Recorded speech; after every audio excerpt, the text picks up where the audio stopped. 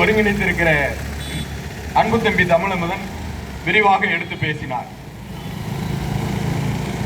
டெல்லியிலே போராடக்கூடிய மாணவர்கள் தங்களுடைய வீட்டிற்கு தேவையான பொருட்களை வாங்கவோ அல்லது சுகமாக சொகுசாக வாழ்வதற்கு ஆசைப்பட்டோ அந்த இடங்களுக்கு வரவில்லை. படிக்கிற எங்களினுடைய வாழ்க்கையை சிதைக்காதீர்கள், எங்களுக்கு இருக்கிற கல்வி உரிமையை பறிக்காதீர்கள் என்று சொல்லுகிறார்கள். இப்ப நீங்க தமிழ்நாட்டில் இருக்கக்கூடிய பள்ளிகள் எல்லாம் உங்களுக்கு தெரியும், பல்வேறு வகையான பள்ளிகளை வைத்திருக்கிறார்கள். இது மாதிரி இந்தியா முழுக்க இருக்கக்கூடிய பள்ளிகளில் படிக்கக்கூடிய மாணவ மாணவிகள் தான் டெல்லியிலே போராடுறாங்க. இன்றைக்கு அது சென்னையிலும் நடந்து கொண்டிருக்கிறது. நீங்க எல்கேஜியில சேர்க்கும் பொழுது 1 லட்சம் ரூபாய் கட்டி சேர்க்கிறீங்க. 12ஆம் வகுப்பு வரைக்கும் நல்லா படிக்கிறாரு, தேர்ச்சி பெற்றுறாரு. 12ஆம் வகுப்பு முடித்தவரை மீண்டும் தகுதி தேர்வுன்றீங்க. வேற என்ன வெங்காயம் வயதுக்கு 12 வருஷம் நாங்க அதுல போய் படிக்கணும்? எதுக்கு படிக்கணும்? 1லிருந்து 12வது வரைக்கும் நாங்க படிச்சிருக்கிறோம், தேர்ச்சி பெற்று இருக்கிறோம். பிறகு என்னடா தகுதி தேர்வு தேவை இருக்குது அப்படின்ற கேள்வியை அந்த மாணவர்கள் இளைஞர்கள் எழுப்புகிறார்கள். இது ஒன்று. மற்றொன்று, நீ நடத்தக்கூடிய நீட் தேர்வு இதுவரைக்கும் 80 முறை, 1 2 அல்ல, 10 20 அல்ல, 80 முறை அந்த வினாத்தாள்கள் கசிந்திருக்கிறது. அந்த வினாத்தாள்கள் வெளியாகி இருக்கின்றன 80 முறை. ஒரு அரசு, அந்த அரசுக்கு கீழாக பல்வேறு அமைச்சர்கள், அந்த அமைச்சர்களுக்கு நிர்வாகத்திற்கு கீழாக பல்வேறு துறைசார் பெருமக்கள், அதற்கு கீழாக நிர்வாகத்துறை, நீதித்துறை, இப்படி பல்வேறு கட்டமைப்புகள், எங்களை எல்லாம் லத்தி கொண்டு அடிப்பதற்கு காவல்துறை, துணை ராணுவம், இப்படி எல்லாத்தையும் வைத்திருக்கிற உங்களிடத்தில் இருந்து 80 முறை வினாத்தால் கசிந்திருக்கிறது. எப்படி அது? இந்த கேள்வியை மாணவர்கள் கேட்கிறார்கள். இதற்கு பதில் சொல்ல வக்கற்ற துப்பற்ற இந்த ஆட்சியாளர்கள் தங்களிடம் இருக்கக்கூடிய காவல்துறை மூலமாக, காக்கி சட்டை அணிந்திருக்கிற போலீஸ் மூலியமாக, அவர்கள் வைத்திருக்கிற லத்தி கம்புகளின் மூலமாக பதில் சொல்லுகிறார்கள் என்றால், இதைவிட கேவலமானது, இதைவிட அருவருப்பானது வேற ஏதாவது இருக்க முடியுமா? உங்களுக்கு வரி கட்டுகிற குடும்பங்களை சேர்ந்திருக்கிற குழந்தைகள் படிப்பதற்கு உரிமை கேட்டு வீதிக்கு வந்திருக்கிறார்கள் என்றால் நீங்கள் வெட்டி தலை குனிய வேண்டாமா? ஆனால் இன்றைக்கு இந்த நாட்டில் இந்த போராட்டம் நடந்து கொண்டிருக்கிறது. மோடியும் அமித்ஷாவும் வாழ்வதற்கு, மோடியோடும் அமித்ஷாவும் அந்தானியும் அம்பானியும் வாழ்வதற்கு, அவர்களோடு இணைந்திருக்கிற கார்ப்பரேட் முதலாளிகள் வாழ்வதற்கு ஏன் எங்கள் வாழ்வை, எங்கள் ரத்தத்தை, எங்கள் உயிரை பறிக்கிறீர்கள் என்கிற கேள்வி எழுப்புகிறார்கள். தமிழ்நாட்டினுடைய நடிகை ரேவதி அம்மா நேற்று மிக அழுத்தமாக சென்னையினுடைய போராட்டத்தில் பதிவு செய்தார். பல்வேறு படங்களிலே நடித்திருக்கிறார்கள். உங்களுக்கு தெரியும், அந்த அம்மா ரேவதிய மிக அழுத்தம் திருத்தமாக இந்த ஆட்சியாளர்களுக்கு சொன்னாங்க, எப்ப கல்வி கேட்கறது குற்றமாடா தம்பிங்களா அப்படின்னு கேட்டாங்க. யாரை பார்த்து? தமிழ்நாட்டுடைய மாண்புமிகு முதலமைச்சர் ஜோசப் விஜய் அவர்களை பார்த்து கேட்கிறார், கல்வி கேட்பது ஒரு குற்றமா? அதுக்கு போய் நீங்க அடிக்கலாமா தம்பி? சினிமா துறையில புகழ்பெற்ற அமீர் நேத்து அந்த ஆர்ப்பாட்டத்திலே பங்கேற்கிறார். நீட் எதிர்ப்புக்காக 20 பேரினுடைய உயிரை கொடுத்தீர்கள், நீங்கள் அனிதாவினுடைய வீட்டிற்கு சென்றீர்கள். தம்பி ஏற்கனவே பேசினார். தங்கச்சி அனிதா வீட்டிற்கு தமிழ்நாட்டுடைய முதலமைச்சர் ஜோசப் விஜய் அவர்கள் சென்றார்கள், உண்மைதான். இரங்கல் தெரிவித்தார்கள், உண்மைதான். ஆறுதலாக நின்றீர்கள், உண்மைதான். அப்படியெல்லாம் செய்து நீங்கள் உங்களுடைய காவல்துறையை வைத்து இன்னும் எஞ்சி இருக்கக்கூடிய மாணவர்களை அடிக்கலாமா, உதைக்கலாமா என்பதுதான் கேள்வி. உங்களுக்கு எதிரி யார்? இந்த நாட்டை ஆள்வதற்கு முன்பாக தமிழ்நாட்டுடைய முதலமைச்சர் ஜோசப் விஜய் அவர்கள் எனக்கு 2 எதிரிகள் இருக்கிறார் என்று சுட்டிக்காட்டினார். யார் அந்த 2 எதிரிகள்? ஒன்று கொள்கை எதிரி பாஜக, மற்றொன்று தீய சக்தி திமுக. யார் சொன்னது? தமிழ்நாட்டுடைய முதலமைச்சர். இன்றைக்கு கொள்கை எதிரி என்று சொல்லக்கூடிய பாஜக தான் எத்தனை அட்டூழியங்களையும் செய்கிறது. பாஜகவை எதிர்த்து போராட வேண்டிய பொறுப்பு தமிழக விஜய்க்கு இருக்கிறதா?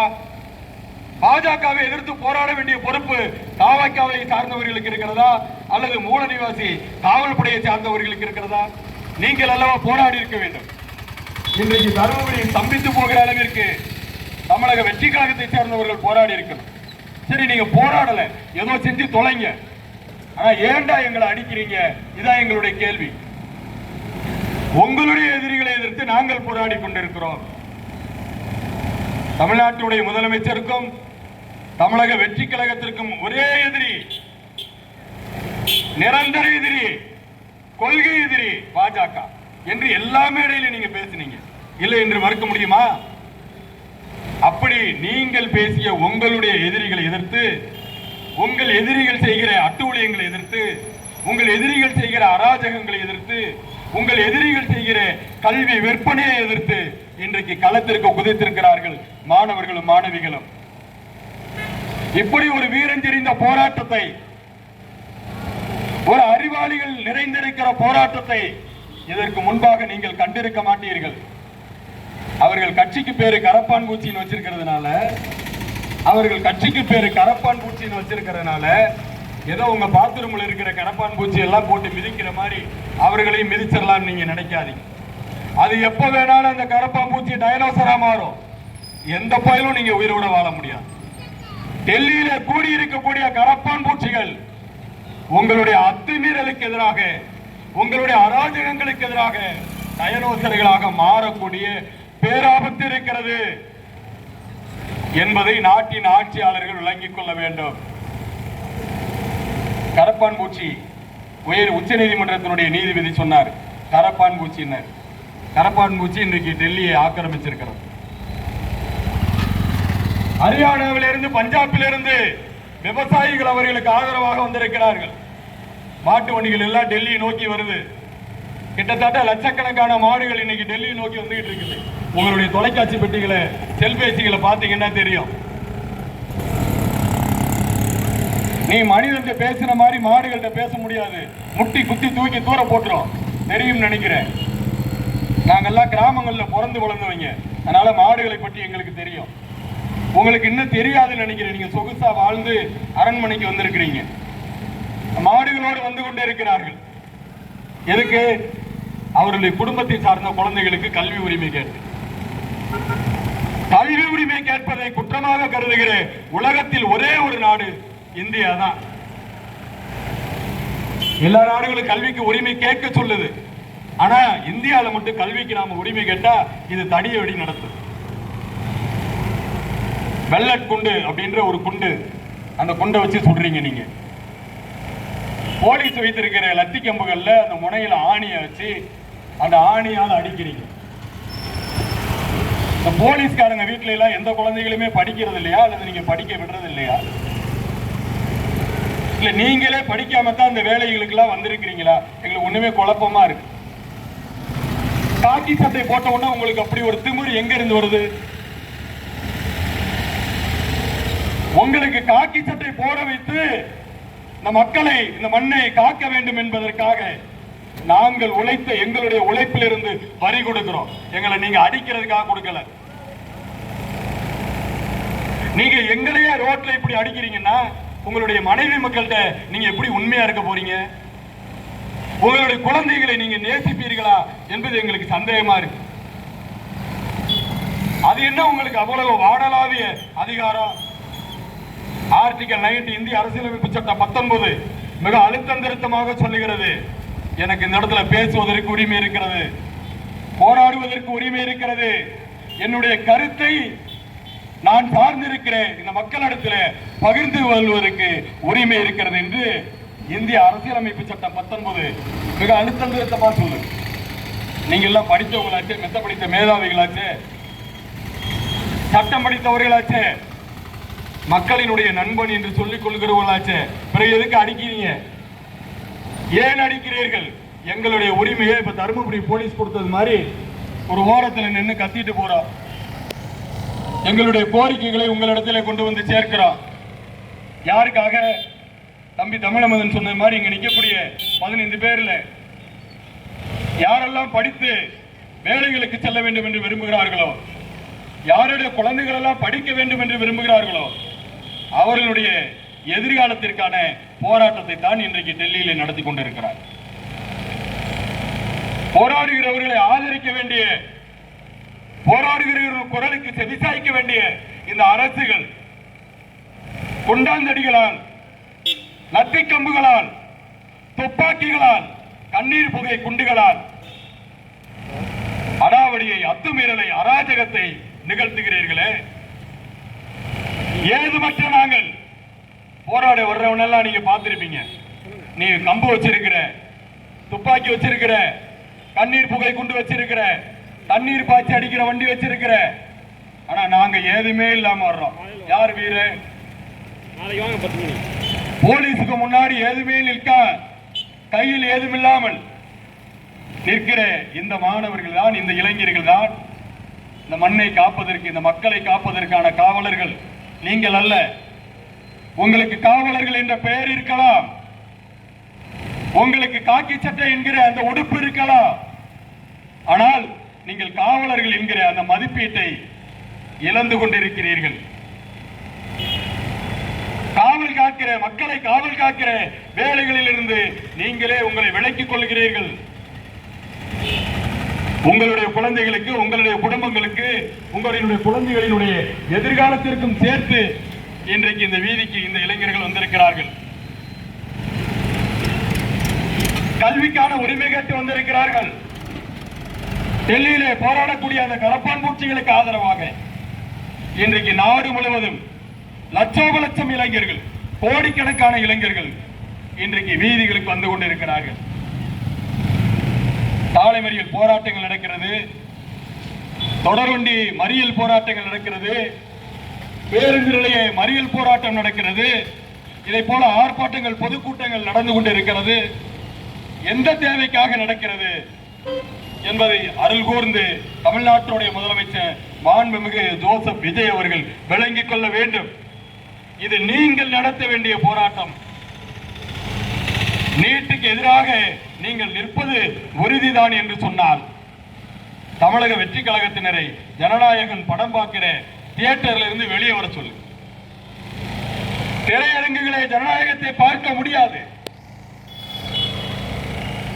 தெரு வீதிகளில் தான், மக்கள் வாழக்கூடிய பகுதிகளில் தான், மக்கள் குடியிருக்கக்கூடிய குடியிருப்புகளினுடைய நடு வீதிகளில் தான் ஜனநாயகம் இல்லாமல் இருப்பதை நீங்கள் வெளிக்காட்ட முடியும். திரையரங்குகளுக்குள் இருப்பது ஜனநாயகம் அல்ல,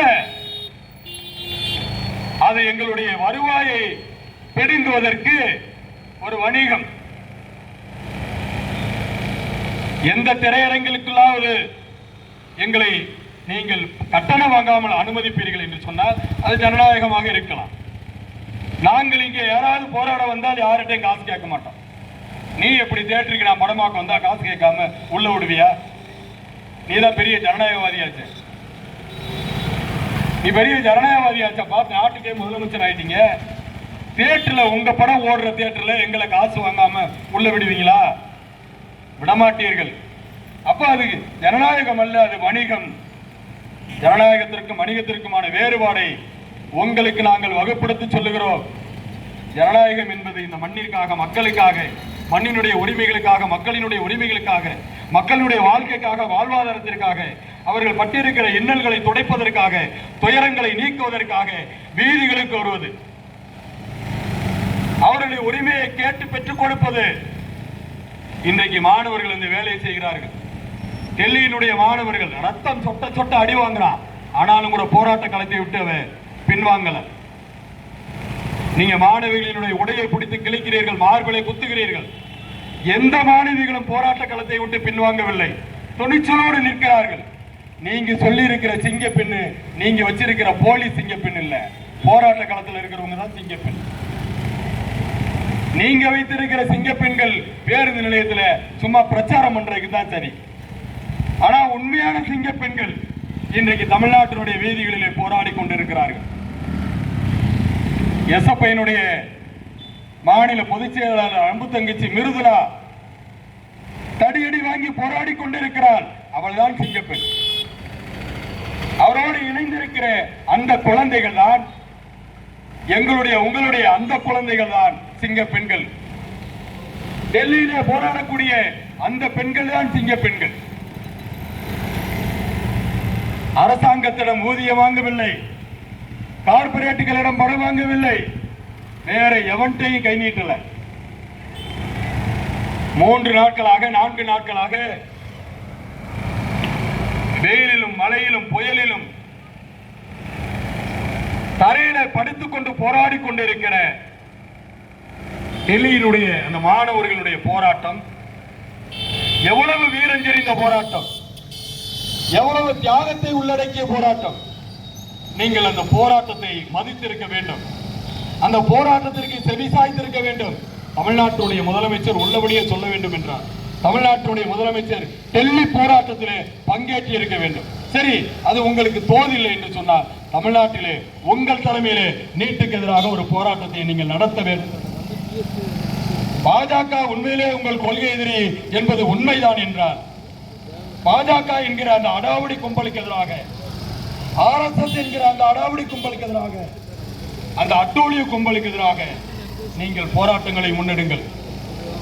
எத்தனை முறை நீங்கள் எங்களை தடியடி கொண்டு நடத்தினாலும் எங்களுடைய கடைசி சொட்டு ரத்தம் இந்த மண்ணிலே விழுகிற வரைக்கும் நாங்கள் போராடி கொண்டிருப்போம் என்று போராடுகிறார்களே டெல்லியினுடைய மாணவர்கள் மாணவிகள், சென்னையினுடைய மாணவிகள், தமிழ்நாடு முழுவதும் போராடுகிற மாணவர்கள் மாணவிகள், அவர்கள்தான் வீரமானவர்கள். அவர்கள்தான் இந்த மண்ணை இந்த மக்களை ஆளக்கூடிய தகுதி படைத்தவர்கள். எனவே அவர்களுக்கு பின்னால் இது போன்ற சிறு சிறு அமைப்புகள், மன்றங்கள், இந்த ஆர்ப்பாட்டத்தை வேடிக்கை பார்த்துக் கொண்டிருக்கிற தேநீர் கடையில் இருக்கக்கூடியவர்கள், பழக்கடையிலே காய்கறி கடையில் இருக்கக்கூடியவர்கள், உணவு கடைகளில் இருக்கக்கூடியவர்கள், இது உங்களுடைய போராட்டமாக உணருங்கள். உங்கள் குடும்பத்தில் அந்த குழந்தைகள் பிறக்காமல் இருக்கலாம், உங்களுடைய வயிற்றிலே அந்த குழந்தைகள் பிறக்காமல் இருக்கலாம், ஆனால் நம்முடைய குழந்தைகள் தான் அவர்களும் என்பதை நீங்கள் நினைத்து பாருங்கள். வாழ வேண்டிய இந்த சின்ன செய்தில இன்றைக்கு ஒருவர் தன்னுடைய வேலையை ராஜினாமா செய்திருக்கார். யார் தெரியுமா? டெல்லியில ஒரு ஆய்வாளர், காவல்துறை ஆய்வாளர். இந்த வேலையை வேணா ஒரு மயிறு வேணான்னு இந்தியில சொல்றாரு. செல்போன் ஆன் பண்ணி பாருங்க. என்னுடைய கையில் இருக்கிற கம்பை வைத்து என்னுடைய குழந்தைகளை அடிக்க சொல்லுகிற இந்த வேலை எனக்கு தேவையில்லை என்று டெல்லியிலே பணியாற்றுகிற காவல்துறையினுடைய ஆய்வாளர், இன்ஸ்பெக்டர், இந்த வேலையை எனக்கு வேணாண்டான்னு சொல்லி தன்னுடைய பதவியை ராஜினாமா செய்திருக்க. இன்றைக்கு அது பரபரப்பு செய்தியா வந்துகிட்டு இருக்கு. அவர் தான் மானமுள்ளவர், அவர் தான் பாராட்டப்படக்கூடியவர். அப்படியான நிலைக்கு இன்றைக்கு இந்த போராட்டம் நகர்ந்து கொண்டிருக்கிறது. தமிழ்நாட்டிலே இந்த ஆர்ப்பாட்டத்தை பார்த்து கடந்து செல்லுகிற அல்லது வேடிக்கை பார்க்கிற பொதுமக்களே, நீங்கள் எங்களோடு இணையுங்கள். உங்களோடு நாங்களும் இணைகிறோம். இன்னும் வீதி வீதியாய், தெரு தெருவாய், வீடு வீடாய் போய் பேச வேண்டிய, உரையாடல் நடத்த வேண்டிய தேவை நமக்கு இருக்கிறது. நம்முடைய எதிர்காலத்தினுடைய வாழ்க்கை பறிக்கப்படுகிறது. தகுதி தேர்வு என்கிற பேரிலே தகுதியற்றவர்கள் நாட்டினுடைய அமைச்சர்களாக உட்கார்ந்து கொண்டு நம்முடைய வாழ்க்கையை சூறையாடுகிறார்கள். நம்முடைய ரத்தத்தை உறிஞ்சு கொண்டிருக்கிறார்கள். நம்முடைய உழைப்பை அறுவடை செய்கிறார்கள். இவர்களுக்கு எதிராக போராட வேண்டிய தேவை. இந்த போராட்டத்தின் வாயிலாக நம்முடைய குழந்தைகளுக்கான எதிர்காலத்தை உறுதிப்படுத்துகிற தேவை நமக்கு இருக்கிறது. எனவே அப்படியான போராட்டங்களிலே நீங்களும் நாங்களும் கைகோர்க்க வேண்டிய தேவை இருக்கிறது. யாரோ 4 பேர் எங்கோ ஒரு மூலையிலே கத்தினார்கள், கதறினார்கள், புலம்பினார்கள் என்று வேடிக்கை பார்த்துவிட்டு கடந்து போகாமல் இது உங்களுடைய குடும்ப பிரச்சனை என்பதாக நீங்கள் உணருங்கள். உங்களுடைய குழந்தைகளுக்கான பிரச்சனை என்பதாக நீங்கள் உணருங்கள். உங்களுடைய அக்கால், தங்கை, உங்களுடைய அண்ணன்கள், தம்பிகள், உங்களுடைய குழந்தைகளுக்கான மறுவாழ்விற்கான பிரச்சனை என்பதாக இதை உணர்ந்து நீட் தேர்விற்கு எதிராக நடைபெறுகிற இந்த போராட்டத்திலே உங்களை நீங்கள் இணைத்துக் கொள்ளுங்கள். இது காலத்தினுடைய தேவை. தமிழ்நாடு முழுவதும் ஜல்லிக்கட்டிற்காக களத்திற்கு வந்த இளைஞர்கள், தமிழ்நாடு முழுவதும் களத்திற்காக வந்த குடும்பத்தினர்கள் நீட் எதிர்ப்பிற்காக நீங்கள் களத்திற்கு வர வேண்டிய தேவை இருக்கிறது. 1ஆம் வகுப்பிலிருந்து 12ஆம் வகுப்பு படிக்கிற குழந்தைகளோடு, கல்லூரி படிக்கிற குழந்தைகளோடு நீங்கள் களத்திற்கு வர வேண்டிய தேவை இருக்கிறது. நீங்கள் ஒரே ஒரு நாள் ஒட்டுமொத்தமாக தமிழ்நாட்டினுடைய வீடுகளிலிருந்து வீதிகளுக்கு வருவீர்கள் என்று சொன்னால் இந்த பிரச்சனைக்கு தீர்வை ஏற்படுத்த வேண்டிய அழுத்தம் இந்த அரசுக்கு உருவாகும். எனவே அப்படியான போராட்டங்களை நீங்கள் நடத்த வேண்டிய தேவை இருக்கிறது. குறிப்பாக வணிகர்கள் எதற்கோ நீங்க கடையடைப்பு போராட்டத்தை நடத்திட்டீங்க. ஒரே ஒரு முறை உங்களுடைய குழந்தைகளின் எதிர்காலத்திற்காக தமிழ்நாடு தழுவிய ஒரு கடையடைப்பு போராட்டத்தை நடத்தி நீட்டுக்கு எதிராக போராடக்கூடிய அந்த டெல்லி மாணவ மாணவிகளுக்கு உங்களுடைய ஆதரவு கரங்களை நீட்டுங்கள். அமித்ஷா மோடி கும்பலின் அடாவடிக்கு இதுவே முடிவு கட்டக்கூடிய போராட்டமாக அமையட்டும். சவக்குழிகள் தோண்டப்பட்டிருக்கிறது. பாஜகவை புதைப்பதற்கு சவக்குழிகள் தோண்டப்பட்டிருக்கிறது. தப்பித்துக் கொள்பவர்கள் பாஜகவில் இருந்து விலகி ஓடுங்கள். மாட்டிக்கொள்ள வேண்டும் என்று விரும்புகிறவர்கள் மீண்டும் பாஜகவில் போய் சேருங்கள். இது பாஜகவிற்கு மட்டுமல்ல, தமிழ்நாட்டை ஆண்டு கொண்டிருக்கிற உங்களுக்கும் சேர்த்து சொல்லுகிறோம். மாணவர்களுடைய எதிர்காலத்தை பறிக்கிற நீங்கள் விளங்கவே மாட்டீர்கள் என்று இந்த இடத்திலே சாபம் விடுகிறோம். மாணவர்களை அடித்து சித்திரவதை செய்து காயப்படுத்துகிற உங்களுடைய அரசுகளை அடுத்து வருகிற தேர்தலிலே தமிழ்நாட்டு மக்கள் தூக்கி எறிவார்கள், இந்திய மக்கள் தூக்கி எறிவார்கள். நீங்கள் அரசியல் அனாதைகளாக்கப்படுவீர்கள். அதற்கு முன்பாக நீங்கள் எங்களோடு நில்லுங்கள். தமிழ்நாட்டின் முதலமைச்சர் மாண்புமிகு ஜோசப் விஜய் அவர்கள், பாஜகவை கொள்கை எதிரி என்று சொல்லக்கூடிய ஜோசப் விஜய் அவர்கள் நீட்டுக்கு எதிரான போராட்டத்தை உங்கள் தலைமையிலே நடத்துங்கள். உங்களோடு நாங்களும் வந்து நிற்கிறோம். எங்களுக்கு உங்கள் மீது தனிப்பட்ட முறையில் எந்த கோபம் கிடையாது. எங்களை போன்றவர்களை பொறுத்த வரைக்கும் திமுக, அதிமுக அல்லது இங்க இருக்கிற எந்த காக்காவா இருந்தாலும் எல்லா காக்காவும் ஒண்ணுதான். எல்லாரும் எங்களுக்கு ஒன்றுதான். எங்களுக்கு திமுகவை பிடிக்கும், அதிமுகவை பிடிக்கும், தாவைக்காவை பிடிக்கும், பாஜகவை பிடிக்கும் என்பதெல்லாம் அல்ல. நீங்கள் மக்களுக்கான வேலைகளை செய்தால் உங்களை பிடிக்கும். நீங்கள் மக்களுக்கு விரோதமான வேலைகளை செய்தால் உங்களை நாங்கள் வெறுப்போம். இதுதான் எங்களுடைய நிலைப்பாடு. நாங்கள் இந்த மண்ணோடு மக்களோடு இணைந்து வாழ விரும்புகிறோம். எனவே சொல்லுகிறோம், தமிழ்நாட்டின் முதலமைச்சர் அவர்களே, மாணவர்களுடைய போராட்டத்திற்கு செவி சாயுங்கள். அதற்கு முன்பாக மாணவர்களை அடிக்கிற இந்த உங்களுடைய காக்கி சட்டை அணிந்திருக்கிற இந்த போலீஸை கட்டுப்படுத்துங்கள். இந்த போலீஸ் கொண்டிருக்கிற வெறித்தனத்தை கட்டுப்படுத்துங்கள். போலீஸ் கையில் இருக்கக்கூடிய அந்த லத்தி கம்புகளை எதிரிகளுக்கு எதிராக பார்த்து சொல்லுங்கள். கஞ்சா வைக்கிறவன், கள்ளச்சாராயம் விற்கிறவன், கள்ள நோட்டு அடிக்கிறவன், இன்னும் சமூகத்திலே துரோக செயல்களை செய்கிற அத்தனை திருட்டு புயலும் வீதியிலே நடமாடுகிறான். அவனுக்கு எதிராக உங்களுடைய லத்தி கம்புகள் ஒரு நாள் நீண்டதில்லை. ஏன் அப்படி? திருட்டு புயல்களை பாதுகாக்கிற உங்களுடைய லத்தி கம்புகள் மாணவர்களை பார்த்தால் இலக்காரமாக தெரியுது, விவசாயிகளை பார்த்தால் இலக்காரமாக தெரியுது. உங்கள் லத்தி கம்புகள் அவளை நீளமாக நீளுகிறது. எங்களுடைய மண்டைகளை உடைப்பதற்கு உங்களுக்கு நாங்கள் வரி கொடுத்து சம்பளம் கொடுக்கவில்லை. எங்களை பாதுகாப்பதற்காக உங்களை வைத்திருக்கிறோம் என்பதை நீங்கள் உணருங்கள். உங்களுக்கு உணர்த்துவதற்கான போராட்டங்களை இனி தமிழ்நாடு முழுவதும் பெரிய வெடிக்கிடங்குகளை போல வெடிப்பதற்கான போராட்டங்களை இனி வருகிற தலைமுறை முன்னெடுக்கும் என்கிற எச்சரிக்கையோடு நீட்டுக்கு எதிரான போராட்டத்திற்கு தாவேகா ஆதரவு அளிக்க வேண்டும்.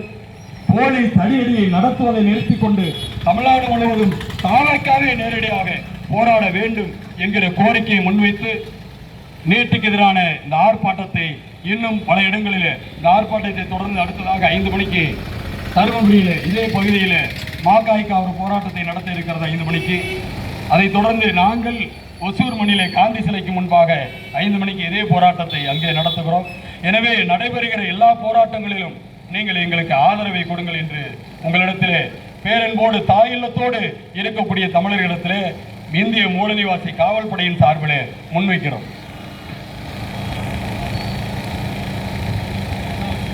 இந்திய அரசு, இந்திய அரசு, இந்திய அரசு, இந்திய அரசு.